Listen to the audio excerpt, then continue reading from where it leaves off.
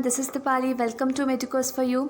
तो दोस्तों, कुछ दिन में काउंसलिंग का काम स्टार्ट हो जाएगा और हम बिज़ी हो जाएंगे registration, choice filling means college selection. तो एक जो बहुत बड़ा कन्फ्यूजन रहता है हमारे माइंड में, मुझे भी था अपने काउंसलिंग के टाइम पे, वो ये था कि मैं अपने लिए कॉलेज कौन सा सिलेक्ट करूँ।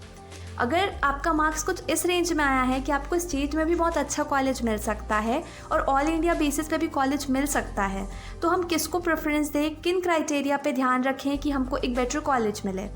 तो इस वीडियो में हम उसी चीज़ की बात करेंगे।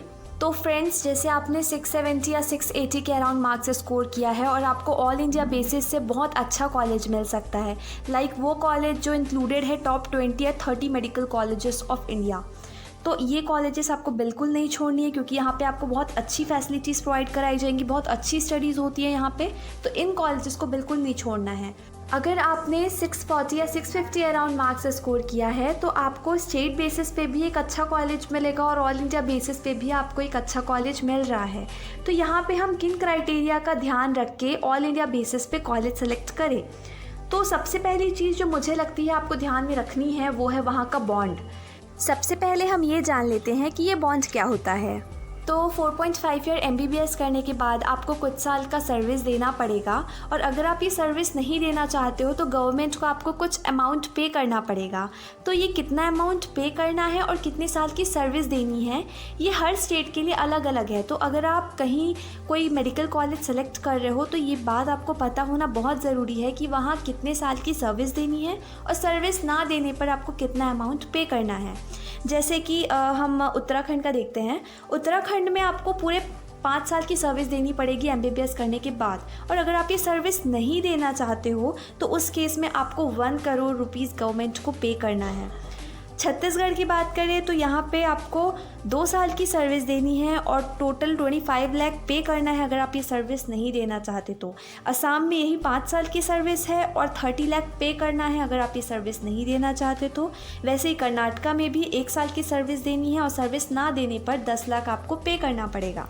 कुछ ऐसे भी स्टेट्स हैं जहां आपको कोई सर्विस बॉन्ड देने की ज़रूरत नहीं है, जैसे कि दिल्ली, हरियाणा और मणिपुर। और सेंट्रल इंस्टीट्यूट जैसे कि एम्स, जिपमर, PGI चंडीगढ़, यहाँ आपको कोई सर्विस बॉन्ड देने की ज़रूरत नहीं है। और भी चीज़ें जो आपको अपने माइंड में रखनी है कॉलेज सेलेक्ट करते टाइम, वो है वहाँ की इंफ्रास्ट्रक्चर और फैसिलिटीज़। और लैंग्वेज की अगर मैं बात करूँ तो लैंग्वेज जिस स्टेट में आप कॉलेज ले रहे हो वहाँ पर की लैंग्वेज आना बहुत ज़रूरी है, क्योंकि सेकेंड ईयर्स में ना आपकी पोस्टिंग्स लगेगी। तो पोस्टिंग्स में आपको पेशेंट से डील करना पड़ेगा, बातचीत करनी पड़ेगी, और अगर आप वो लैंग्वेज वहाँ की जानते होगे तो वो काफ़ी ईजी हो जाएगा आपके लिए पेशेंट से इंटरेक्ट करना, उन्हें समझना।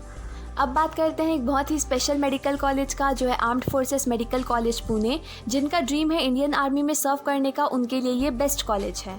इस कॉलेज में 150 स्टूडेंट्स का एडमिशन होता है हर साल, और यहाँ का बॉन्ड स्ट्रक्चर भी थोड़ा अलग टाइप से है। तो यहाँ 2 तरह से बॉन्ड स्ट्रक्चर हैं। एक है आपका शॉर्ट सर्विस कमीशन और दूसरा है permanent commission. Short service commission के अंदर आपको MBBS करने के बाद 7 साल की सर्विस प्रोवाइड करनी पड़ेगी आर्म्ड फोर्स में, और इस 7 साल के दौरान आप अपना पोस्ट ग्रेजुएशन कंप्लीट नहीं कर सकते। और ये जो परमानेंट कमीशन है ना, वो बैच के टॉप 50% स्टूडेंट्स के लिए ही होता है।